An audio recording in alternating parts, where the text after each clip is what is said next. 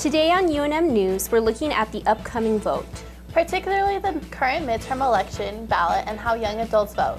I'm Micaela Eldridge-Land. And I'm Rivera, and this is a special edition of UNM News.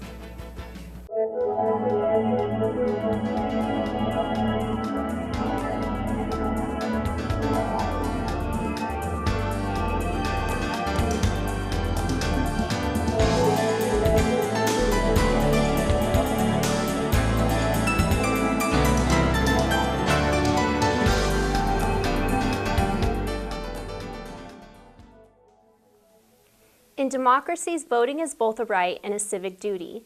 In the United States, voting in midterm elections, when the presidential election is not on the ballot, on average, about 48% of eligible voters typically cast ballots.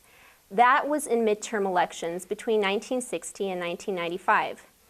That average does not compare favorably to other democracies, such as Germany at 86%, Canada at 74%, and even India, the world's largest democracy, at 66%. In the 2010 U.S. election, almost 23% of eligible young voters voted. That number almost doubled to 45% in the 2012 presidential election, according to Census Bureau and other survey data. New Mexico is on point with the national average at 46%. In comparison, Washington, D.C. and Mississippi top the country at almost 70%. While Texas, Oklahoma, and West Virginia are considerably lower than the national average at 29%, 27%, and 23% respectively. Turnout is historically lower in midterm year elections, especially with young voters ages 18 to 29. Midterm elections are years when there is no presidential vote on the ballot.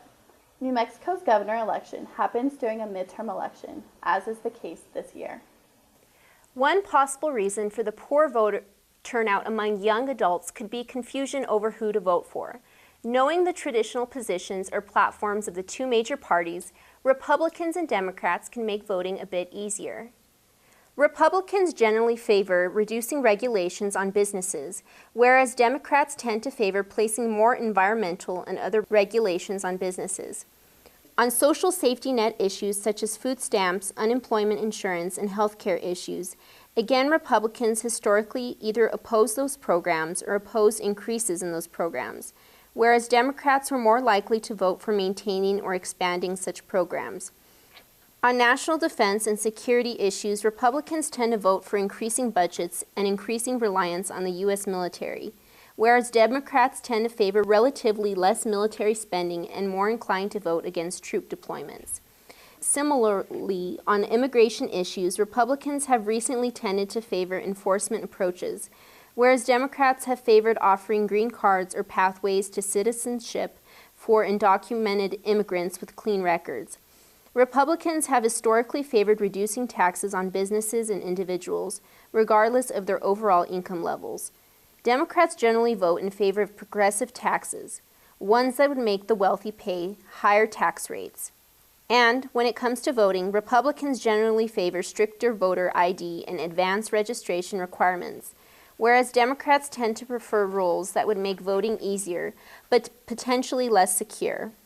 In the United States, these Republican positions are generally labeled conservative or right of center, and such Democrat positions are called liberal or left of center. States that tend to vote Republican are also called red states, and ones that usually go Democrat are called blue states. Sometimes in these states, a straight party vote, one that either votes for every Republican or every Democrat, can be chosen, but this year that is not possible in New Mexico.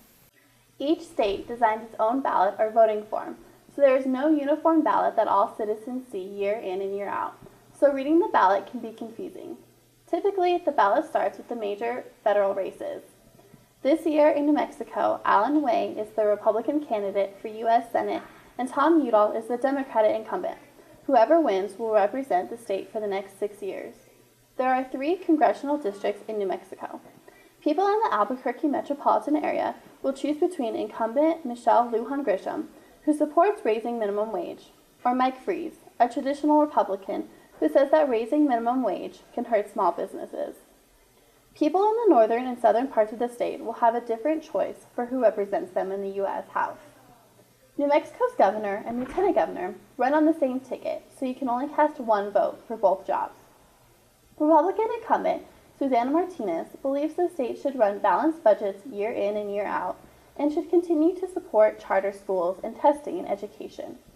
Democratic challenger Gary King would try to raise the minimum wage to more than $10 an hour and would let teachers and local educators set school curriculum and standards. The Attorney General's primary duty is to act as the state's chief legal officer and legal counsel to the state government. Republican candidate Susan Rydell is running against Democratic candidate Hector Balderas. Both would be new to the office and both would tend to hold traditional party positions. The land commissioner influences how public lands are developed and leased for private business use. Again, the candidates hold traditional party positions. Republican candidate Aubrey Dunn is favored by oil and gas companies, whereas Democrat Ray Powell is favored by environmental organizations. There are many bond issues on the ballot. Bonds create government debt to help fund activities, and either taxpayers or customers eventually must pay back the bond to investors. If customers don't pay back the debt, then taxpayers must. For example, Bond C would provide $141 million for colleges and tribal schools. Not surprisingly, UNM President Frank is encouraging people to vote for this bond. Details on all of these bond issues, as well as candidates' descriptions of their positions on key issues, are available in far more detail in the free League of Women Voters Guide that is distributed in the weeks before election. It is also available online at www.lwvnm.org. The official vote occurs on Tuesday, November 4th, but early voting began in mid-October and ends Saturday, November 1st. 17 locations around Bernalillo County are open to accommodate those registered voters who decide to place their vote a little early. Sites are required to have hours from Tuesday through Friday from noon until 8 p.m. and Saturday from 10 a.m. until 6 p.m. Sites may have extended their hours. The third floor of the University of New Mexico Student Union building is an early voting site, and there are two other early voting sites near UNM, the Willow Village Shopping Center and the Bernalillo County Clerk's Annex. Some votes that don't get much media attention can have a big influence on citizens, and that includes the county sheriff races. UNM sociology professor Felipe Gonzalez told UNM news reporters Lauren Marvin and Aaron Sweet that who gets elected sheriff historically matters, particularly in New Mexico. We have, for example, the current scene in which you have some sheriffs who believe that there has been intrusion by the federal government into local and county affairs, and most strategically in recent years over the issue of immigration. How undocumented immigration should be addressed by law enforcement is a very controversial topic. And so there are some sheriffs across the land who believe that it's the local law enforcement departments who should have primary jurisdiction over the apprehension and detention of undocumented immigrants. Judicial voting and the judicial retention votes are some of the most confusing items on the ballot. Earlier, reporter Taylor Malik sat down with UNM law professor Max Mincer to demystify that part of the ballot. That the judges used to have to run to be elected into office, and what has changed since then? Well, before about the late 1980s, judges were elected like any other candidate for office, like say the governor or the candidates for the U.S. Senate. They'd be nominated by the Democrat or Republican Party, and they would stand in a partisan election and stand for re-election. As a result of the constitutional amendment that came in the late 1980s, though, that process is now very different. When a judicial vacancy occurs, a committee is formed, chaired by the dean of the University of New Mexico School of Law, that will send a list of names to the governor. The governor will pick somebody off that list. That judge then has to stand in one partisan election, nominated as a Republican or a Democrat.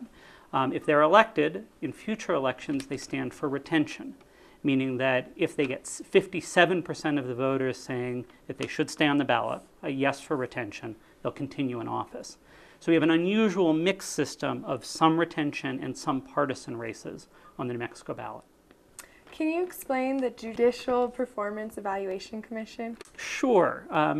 The Judicial Performance Evaluation Commission, JPEC, is a nonpartisan body that's designed to help voters learn about and know about the judges standing for retention.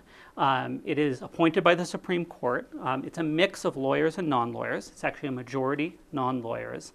And they evaluate the judges who are up for retention. They speak to individuals who've appeared before them as lawyers or litigants. They will sometimes do courtroom visits, and as a result of all that analysis, they'll put out a list of names recommending either retain or do not retain. It's a wonderful resource for voters who are trying to figure out about these judges who are on the ballot.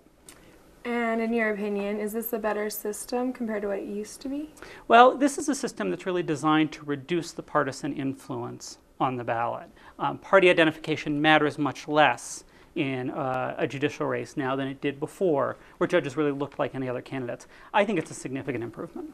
Okay, speaking of the parties, do the judges' political party affiliation affect the way they perform on the bench? I think we're very lucky here in New Mexico to have a very balanced, nonpartisan bench that thinks very critically about the issues that come before them. Most of the work of judges doesn't have anything to do with party identification. It's a matter of trying to apply the law to the facts. So I think while party identification is part of the consideration for voters, I think in races for judicial elections, it matters much less than it would in races for other different kinds of races. And how is this information presented to the voters? Well, there are a number of sources of information. As I said, JPEC is one of the best places to go if you're trying to think about how to vote on the judges who are the ballot. They provide a lot of information on the judges that's gathered from a wide range of sources and really makes an effort to help you understand how you should vote in the number of races that are on the ballot. If voting is a civic responsibility, getting even more involved is both a right and a privilege in a free democracy. As with voting, senior citizen volunteer participation is typically much greater than that of young adults. Maureen Wright, a volunteer at the Peace and Justice Center for over 20 years, is an 83-year-old volunteer activist. She's been a receptionist her entire time at the Peace and Justice Center, and that is just one of the ways she can express herself and support left-leaning politics. Thomas Romero-Salas has the story. Maureen Wright doesn't have lofty goals working at the Peace and Justice Center. She just wants to help out as much as she can. The 83-year-old Wright has been volunteering at the Peace and Justice Center for over 20 years. For all of her time at the Peace and Justice Center, she's been a receptionist. Well, I feel like there's a great need for the idea of peace in the world, and so this is a little teeny corner, and I can just be a little bit of that. I know I can't save the world, but it's like, I have to do something because the world has become so full of injustice, and I just want to be part of what's the good part. Wright first thought about volunteering when the Vietnam War was happening, but couldn't because she was working. When she retired in 1990, she decided that it was time to start making a difference and began volunteering. I was working at the time, so I didn't. When I retired, I decided I wanted to do some volunteer work. So I knew that they needed some volunteers at this place. Wright says she wants to keep working at the Peace and Justice Center for as long as she can. This is Thomas Romero-Salas reporting. Thanks for joining us on this special report on voting. I'm Rachel Rivera. And I'm Micaela Eldridge-Land. Go out and vote!